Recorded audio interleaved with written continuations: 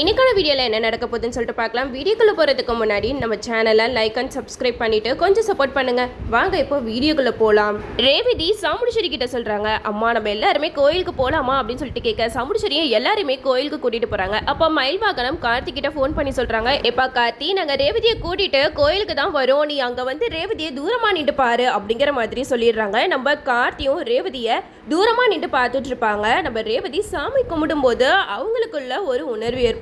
என்ன நம்மளை யாரும் வாட்ச் பண்ணுற மாதிரியே இருக்கே அப்படின்னு சொல்லிட்டு ரேவதி சுற்றி முற்றி பார்ப்பாங்க. ஆனால் ரேவதி கண்ணுக்கு யாருமே தெரிய மாட்டாங்க.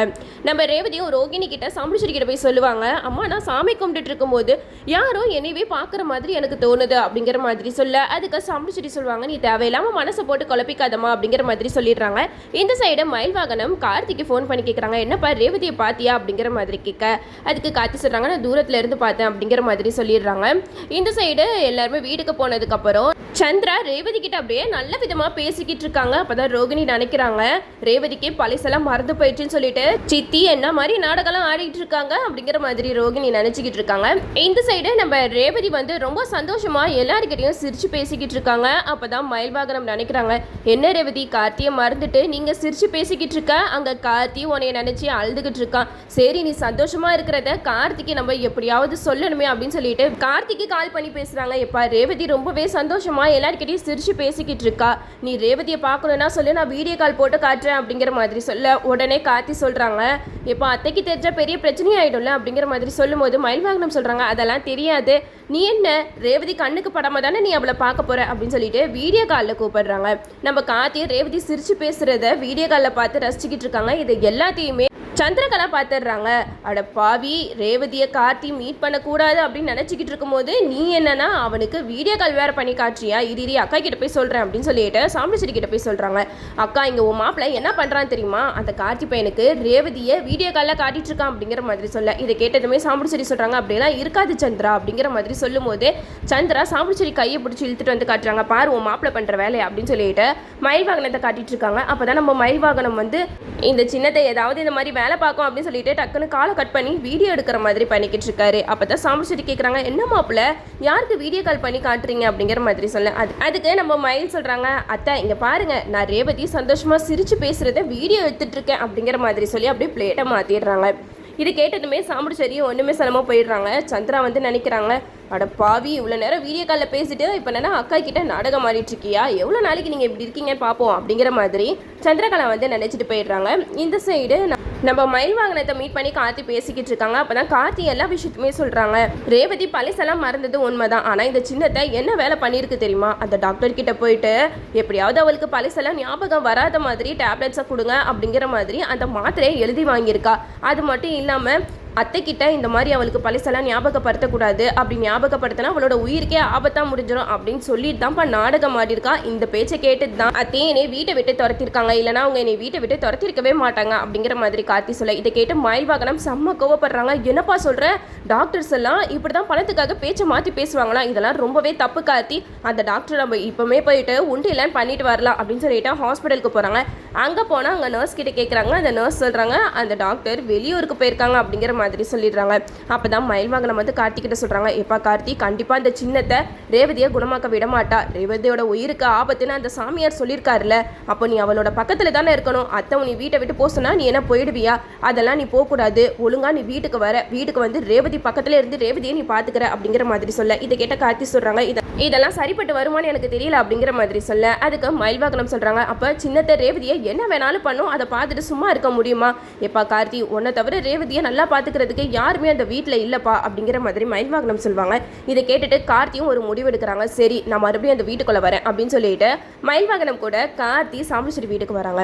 சந்திரகலா கார்த்தி வரதை பார்த்துட்டு சாமுடிச்சேரி கிட்ட சொல்கிறாங்க, பாத்தியாக்கா உன் மாப்பிள்ளை பண்ண வேலையா அந்த டிரைவர் பையனை மறுபடியும் வீட்டுக்குள்ளே கூட்டிட்டு வரான் அப்படிங்கிற மாதிரி சொல்ல, இதை கேட்ட சாமுடிச்சேரிக்கு செம்ம கோவம் வருது.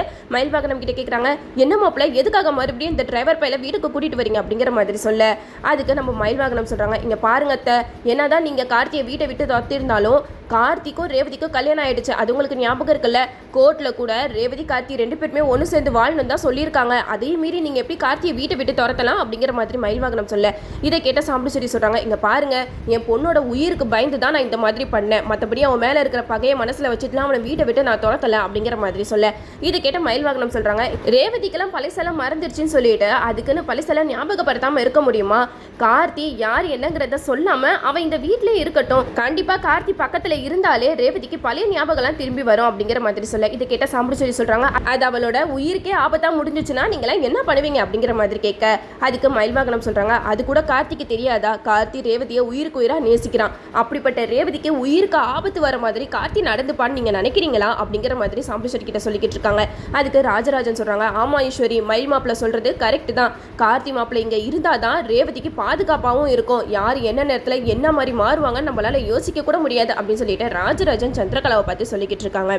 அப்பதான் நம்ம கார்த்தி வந்து சொல்றாங்க, இங்க பாருங்க அத்தை, எனக்கு வந்து ரேவதி கூட இருக்கிற எல்லா உரிமையும் இருக்கு, அவளுக்கு நான் தாலி கட்டியிருக்கேன், அதனால என்னால் அவளை விட்டு போக முடியாது, அப்படி நான் அவளை விட்டு போகணும்னு நினைச்சேன்னா அவளையும் என் கூட கூட்டிட்டு தான் நான் போவேன் அப்படிங்கிற மாதிரி சொல்ல, இதை கேட்ட சந்திரா சொல்றாங்க, ஆமா நீ போயிட்டு இப்போ அவளை கூப்பிட்டு பாரு, அவன் உன் கூட வரவே மாட்டா, உன்னைய பார்த்து நீ யாருடா அப்படின்ற மாதிரி தான் அவ கேட்பா அப்படிங்கிற மாதிரி சொல்ல, இதை கேட்ட மயில்வாகனம் சொல்றாங்க, இங்க பாருங்க சின்னத்தை, இதை சாதகமாக பயன்படுத்தி தானே கார்த்தி நீங்க வீட்டை விட்டு துரத்துனீங்க, ஆனா கண்டிப்பா இதுக்கு ஒரு முடிவு கிடைக்கணும், கார்த்தி இந்த வீட்டில் இருந்தாதான் ரேவதி குணமாவா அப்படிங்கிற மாதிரி நம்ம மயில்வாகனம் சொல்ல, ராஜராஜன் சொல்றாங்க, ஈஸ்வரி இதுக்கு மேலே நீ அடம் பிடிக்காத, நம்ம பொண்ணு குணமாயி வரணும்னா கார்த்தி மாப்பிள்ள பக்கத்துல இருக்கணும் அப்படிங்கிற மாதிரி ராஜராஜன் ஒரு பக்கம் சொல்லிக்கிட்டு இருக்காங்க. எல்லாருமே ஆளாளுக்கு இப்படி சொல்றதை கேட்டுட்டு சாமுண்டீஸ்வரிக்கு என்ன முடிவெடுக்கிறதுனே தெரியல. சந்திரகலா வந்து சாமுண்டீஸ்வரி கிட்ட சொல்றாங்க, அக்கா வேணக்கா, இந்த டிரைவர் பையன் மறுபடியும் வீட்டுக்குள்ள வந்தானா நம்ம பொண்ணுங்களை இழக்க வேண்டியதா இருக்கும் அப்படிங்கிற மாதிரி சொல்ல, இதை கேட்ட நம்ம கார்த்தி சொல்றாங்க, இங்க பாருங்க, யார் என்ன சொன்னாலும் சரி, நான் ரேவதி கூட தான் இனிமேட்டு இருக்க போறேன், ஆனா ரேவதி உயிருக்கு எந்த ஒரு ஆபத்துமே வராது, அதையும் மீறி யாராவது ஏதாவது பண்ணீங்க நான் கண்டிப்பா போலீஸ்ல போயிட்டு கம்ப்ளைண்ட் பண்ணிடுவேன் அப்படிங்கிற மாதிரி நம்ம கார்த்தி சூப்பரா பேசுறாங்கன்னே சொல்லலாம்.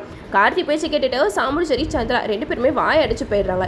அப்பதான் சாமுண்டீஸ்வரி சொல்றாங்க சந்திரா கிட்ட, இங்க பாரு சந்திரா, வேற வழி இல்ல, கோர்ட்ல சொன்ன மாதிரி 6 மாசம் இவங்க 2 பேரும் ஒன்னா தான் இருக்கணும், விடு, அவ ரேவதி உயிருக்கு எந்த ஒரு ஆபத்தும் வராத மாதிரி தான் நடந்துப்பா அப்படிங்கிற மாதிரி சாமுண்டீஸ்வரியும் கார்த்திக் ஏற்ற மாதிரி பேசுறாங்க. இதை கேட்டுட்டு சந்திராவால என்ன பண்றதுன்னே தெரியல. சந்திரகலா வந்து மனசுல நினைக்கிறாங்க, டிரைவர் ஏதோ சாக்க வச்சுட்டு நீ உள்ள வந்துட்டியா, நீ இந்த வீட்டுக்குள்ள திரும்ப வந்துட்டேன்னு சந்தோஷப்படாத, ரேவதிக்கு உன்னை யாரு என்னன்னு கூட தெரியாது, ரேவதியே உன்னை இந்த வீட்டை விட்டு போடா வெளியில அப்படின்னு சொல்றாளா இல்லையான்னு பாரு அப்படிங்கிற மாதிரி சந்திரா வந்து மனசுல நினைச்சுக்கிட்டு இருக்காங்க. அப்பதான் மயில்வாகனம் வந்து கார்த்திகிட்ட சொல்றாங்க, எப்பா கார்த்தி, நீ வந்து எப்படி டிரைவரா இந்த வீட்டுக்குள்ள நுழைஞ்சியோ அதே மாதிரி டிரைவராகவே இந்த வீட்டில் இரு, ரேவதியோட புருஷன் அப்படின்ற விஷயம் அவளுக்கு தெரியாத மாதிரியே நம்ம பார்த்துப்போம் அப்படிங்கிற மாதிரி மயில்வாகனம் கார்த்திகிட்ட சொல்லிடுறாங்க. கார்த்தி சொல்றாங்க, நான் ரேவதி பக்கத்தில் இருந்தாதான், அப்படி இல்லைன்னா கண்டிப்பாக இந்த சின்னத்தை என்ன வேணாலும் செய்வாங்க, ஏன்னா டாக்டரையே பேசி விலைக்கு வாங்கினவங்க கண்டிப்பாக ரேவதியை குணமாக்க விடாமல் என்ன வேணாலும் செய்வாங்க, மாத்திரையை கூட அவங்க எப்படிப்பட்ட மாத்திரையெல்லாம் ரேவதிக்கு கொடுக்குறாங்கன்னே தெரியல அப்படிங்கிற மாதிரி நம்ம கார்த்தி சொல்கிறாங்க. உடனே மயில்வாகனம் சொல்கிறாங்க, ரேவதி யூஸ் பண்ணுற டேப்லெட் எல்லாத்தையுமே நம்ம வேறு டாக்டர் கிட்ட கொண்டு போய் கேட்போம், அந்த டாக்டர் என்ன சொல்கிறாங்களோ அது மாதிரி அவளுக்கு மருந்தை மாற்றி கொடுத்துருவான்ப்பா, ரேவதி சீக்கிரமாக குணமாகி உன்னைய அவன் ஞாபகத்தில் வச்சுக்கணும், சீக்கிரமாக அவளுக்கு பழைய ஞாபகம்லாம் திரும்பி வந்து நீங்கள் 2 பேரும் பழைய மாதிரி இருக்கணும்ப்பா, அதுவே எனக்கு போதும் கார்த்தி அப்படிங்கிற மாதிரி மயில்வாகனம் கார்த்தி கிட்ட சொல்கிறாங்க. நம்ம கார்த்தி சொல்கிறாங்க, இனிமேட்டு என்ன நடந்தாலும் சரி நான் ரேவதியை விட்டு போக மாட்டேன், ரேவதி கூடயே தான் இருப்பேன் அப்படிங்கிற மாதிரி கார்த்தி சொல்கிறாங்க. இந்த சைடு நம்ம ரேவதி வந்து கார்த்தியை பார்த்து என்ன மாதிரி ரியாக்ஷன் கொடுக்க போகிறாங்கன்னு தெரியல. ஆனால் நம்ம ரேவதிக்கு வந்து பழசெல்லாம் மறந்தனால கார்த்தியை யாரும் மாதிரி தான் பார்ப்பாங்க. அப்போ எல்லாருமே இந்த வீட்டுக்கு புதுசாக சேர்ந்துருக்க டிரைவர் அப்படின்னு சொல்லிட்டு தான் கதையை மாற்றி கொண்டு போவாங்க நானும் நினைக்கிறேன். நம்ம ரேவதி வந்து கார்த்தியை பார்க்க பார்க்க கண்டிப்பாக உங்களுக்கு பழசெல்லாம் ஞாபகத்தில் வரும். இதுக்கப்புறம் கதைக்களத்தை எப்படி கொண்டு போகிறாங்கன்னு தெரியல, நம்மளும் வெயிட் பண்ணி பார்ப்போம். ஓகே வியூவர்ஸ், இந்த வீடியோ உங்களுக்கு பிடிச்சிருந்தா லைக் பண்ணுங்கள், மறக்காமல் நம்ம சேனலை சப்ஸ்கிரைப் பண்ணிடுங்க.